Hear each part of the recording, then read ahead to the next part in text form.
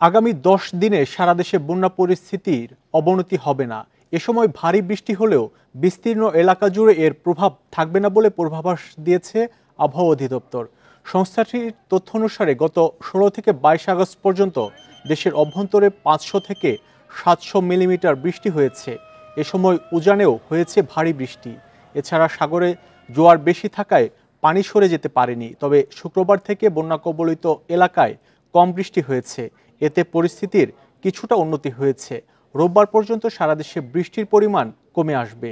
এরপর সোমবার বৃষ্টি কিছুটা বাড়লেও এরপরে পরিস্থিতির উন্নতি হবে। এদিকে আবহাওয়া অধিদপ্তর জানিয়েছে, রাজধানী সহ সারা দেশেই আজ বৃষ্টি হবে, তবে খুলনা, বরিশাল ও চট্টগ্রামে হতে পারে ভারী বৃষ্টি। আমি তো মশলা বদলে ফেলেছি, এবার আপনিও বদলে ফেলুন। একবার প্রাণ গুঁড়া মশলা ব্যবহার করেই দেখুন। যেহেতু বৃষ্টিটা কমে গিয়েছে, আমরা আশা করছি যে উপর থেকে অর্থাৎ পাহাড়ি ঢলের এটা যদি কম থাকে তাহলে এই বন্যা পরিস্থিতির উন্নতি হতে থাকবে এবং আগামীতে বৃষ্টির যেহেতু আগামী 2 দিন আরও বৃষ্টির পরিমাণটা কম থাকবে সেজন্য এই পরিস্থিতির উন্নতিটা আরও হবে।